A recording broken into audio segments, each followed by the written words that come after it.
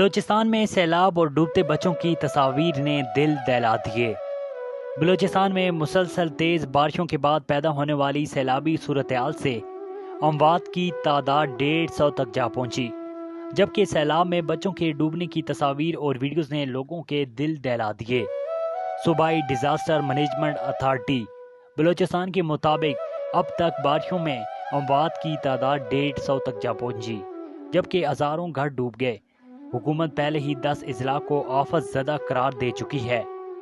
صوبے میں شدید بارشوں کے بعد پیدا ہونے والی سیلابی صورتحال پر ٹویٹر پر خاموش انتظامیہ اور ڈوبتا بلوچستان سمیت دیگر ہیش ٹیگ بھی ٹرینڈ کر رہے ہیں، جس میں لوگ بلوچستان میں بارشوں کی تباہ کاریوں کی ویڈیوز اور تصاویر شیئر کر رہے ہیں۔ درجنوں صارفین کی جانب سے شیئر کی گئی تصاویر میں سیلاب میں کم سن بچوں سمیت خواتین کو ڈوبتے ہوئے دیکھا جا سکتا ہے، جبکہ بعض ویڈیوز اور تصاویر میں گھروں سمیت مویشیوں کو بھی سیلاب میں بہتے ہوئے دیکھا جا سکتا ہے۔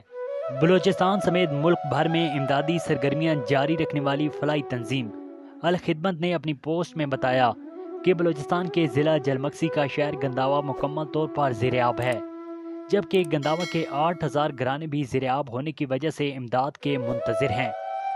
فلاحی تنظیم کے مطابق بلوچستان کے شہر گوادر کے کئی علاقے بھی زیرآب آ گئے اور وہاں امدادی کارروائیاں جاری ہیں۔